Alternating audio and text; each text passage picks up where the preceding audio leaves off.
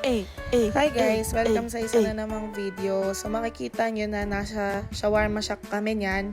This is after naming magpa-pedicure dahil may event kami the following Saturday. So etong linggo na to nagpunta kami sa Alabang Central Market para mag-food trip dahil nagutom na kami after naming magpa-pedicure. So ano ba tong Alabang Central Market? Dati ang Alabang Palengke, well nandyan pa rin naman pero ni-renovate nila tas nilipat nila sa likod. Nitong open area is naglagay sila ng mga food stalls.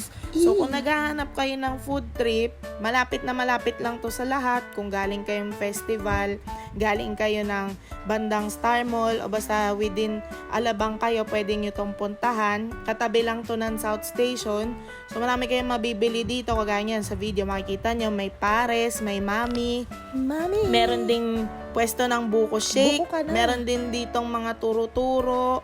Ayan, merong siomay, cheese sticks. Meron din dyang mga barbecuehan na mabibili nyo. Snacks, kung gutom kayo, meron din dyang mga lutong ulam. So, marami kayong mabibili dito. Open sila daily from 4 p.m. to 11 p.m. Maraming nagbebenta dyan. Marami kayong pwedeng enjoy na pagkain. At bukod doon, meron din silang live band. Pwede kayong makijam. Every Friday, Saturday, and Sunday. Again, open sila daily mula 4 p.m. to 11 p.m. Ayan, makikita nyo tong part na to. May takoyaki dyan. Pero hindi kami dyan bumili. Nagpares kami kanina. And then, after namin kumain with our two friends, kumanta-kanta din kami dyan. Makikita nyo, ewan ko lang kung nasa latter part.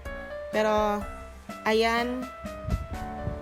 Marami kayong mabibilhan. Sobrang dami. I mean, kung hindi naman kayo nagpaplanong mabusog, gusto nyo lang like magmerienda, ayan din, meron ding inihaw na pusit. Maigi. Malayo ang mararating ng pera nyo dito. Mabubusog talaga kayo. Mayroon ding shake. Lahat ng pwedeng yung bilhin. Napakahaba pala nitong video na to, no? Pagod na siya. Pagod na. At dahil 2 minutes something siya, makikita niyong pinainit pa namin yung pusit. Wala siyang kinalaman. Pero sarap, diba? Natatakam ba kayo dyan? So, ito na nga. Naihaw na. Napicturean na din. Makikita niyo nag-food tasting ang kumari nyo ng pusit. Diyos ko, hirap pa nga siyang umuya. Eto naman, konting pasilip kagaya ng sabi ko kanina. Kumanta kami sa harapan ng mga kumakain doon. Enjoy our short video. Hold on to what we got. It doesn't make a difference if we make it